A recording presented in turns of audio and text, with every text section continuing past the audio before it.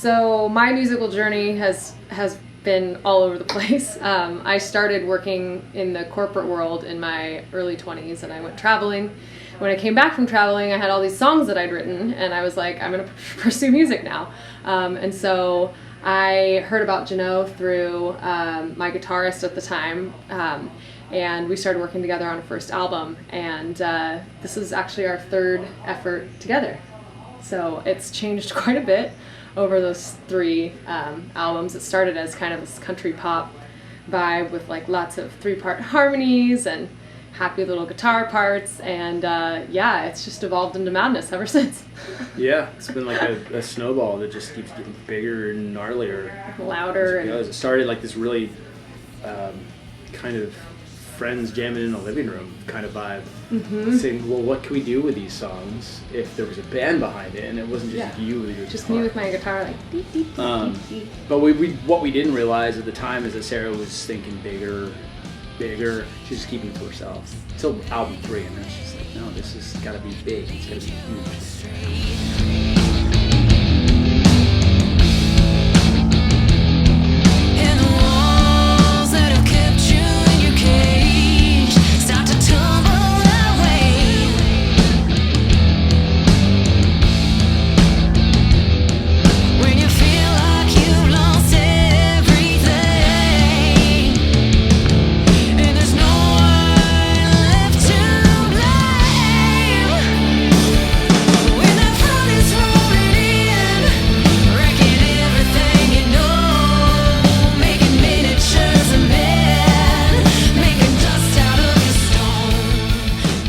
Actually all started with a wig. I was just for fun, I just wanted to go to the wig store and just see, like, because my hair is just kind of boring, like I can't do that much stuff with it.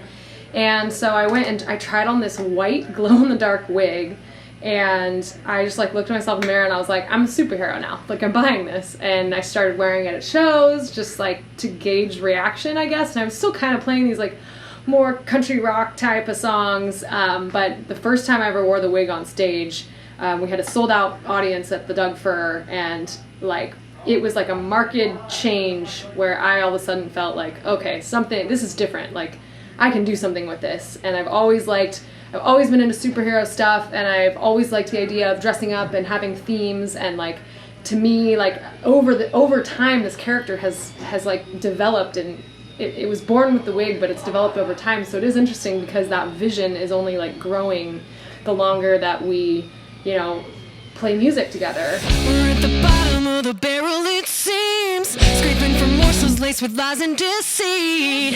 So much more than we really need. If you're hollow, do you know if you're really bleed? Oh, something's lurking down deep in the feed. Tastes like poison and insatiable greed. Give me that much of me till I drown in a man-made misery. And I know this is weighing on you, and you know that I felt it too. For so long, and we got a job to do. Yeah, it's time for something new. Sound the alarm, sound the alarm.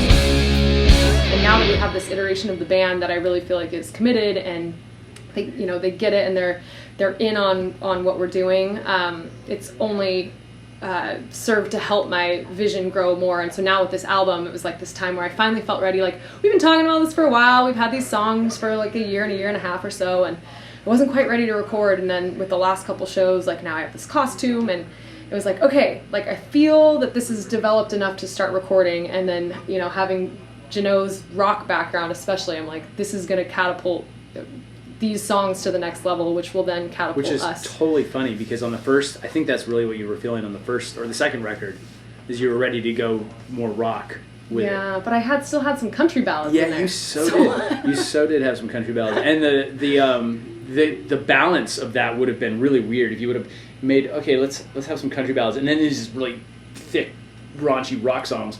It would have been two People have been things. confused. People might already be confused by the last record. I mean, it's cohesive, but like between me with like the villain stuff on the cover, and then there's like a sad breakup song on there. Yeah, so it didn't play into that character at all. yeah, Not it even was close. fun, and that's a great record. Yeah. But I think this time we're On the same page. we're just Make like a rock really, record. we're all in it. Make We're a all rock EP. yeah, be we're rock making a and roll. rock EP. Give me a feeling down in my bones. God only knows the things I would do to get you alone. You feel like treason to the status quo. Sounds like a reason to put on a show.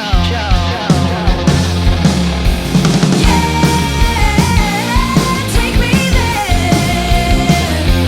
They're gonna stay. Let 'em stay. Gonna let 'em stay. They judge, but it feels too good to care. You get yours and I'll get mine.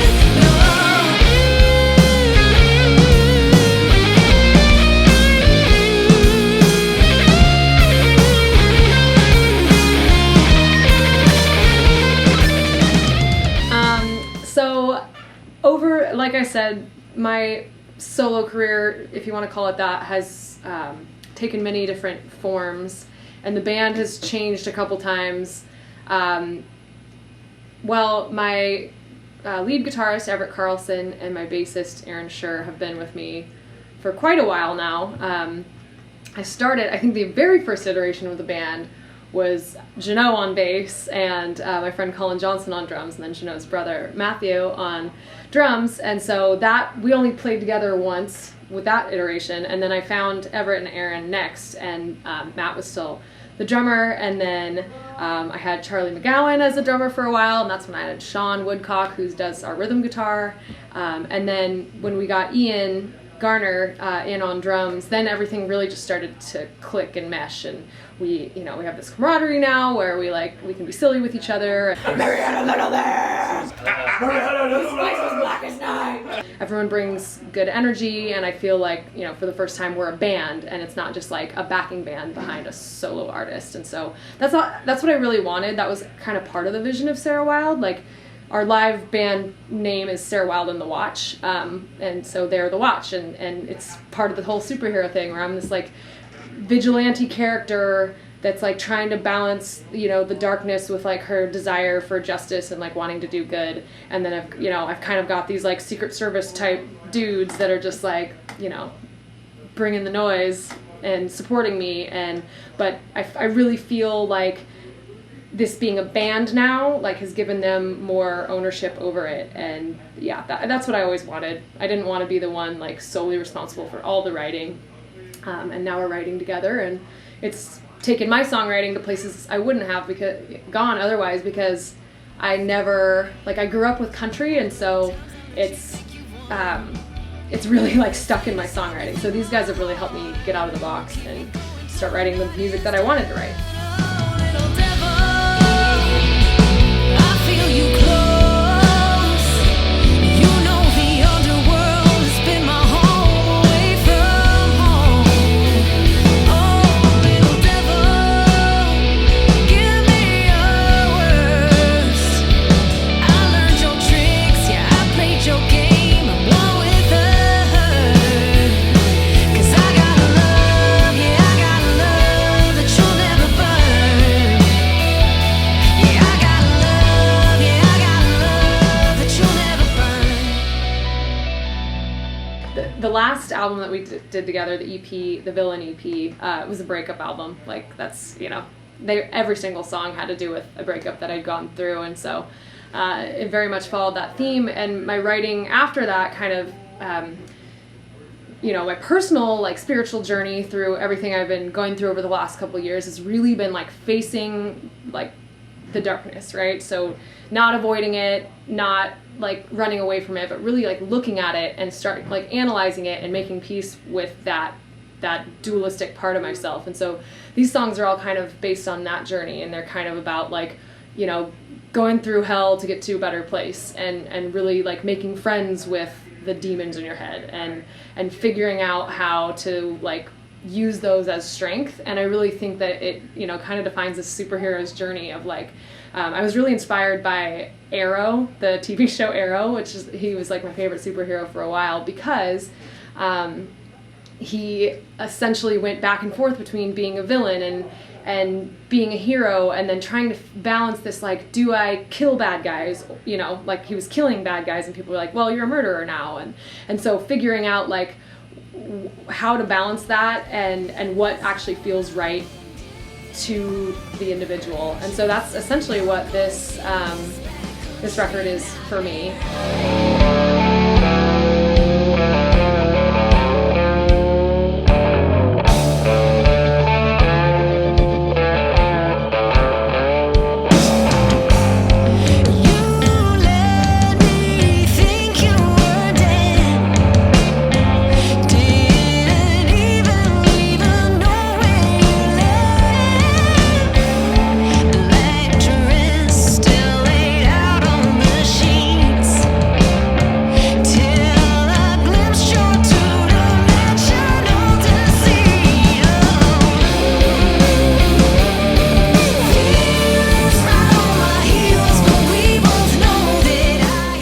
Third chance to make the record that she's been wanting to make since day one. She's given me 3 chances to do this record, so I feel grateful for that I've had 3 chances to make the record that's been in her head since day one. But it is my last chance, so if I don't achieve sonic greatness with this one, then this will be our final interview. Over.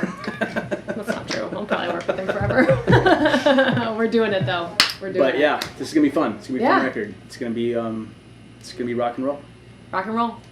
With CIA agents and superheroes and Bam! all kinds of pows and kapows and High slams kicks, and back kicks, roundhouse punches. yes.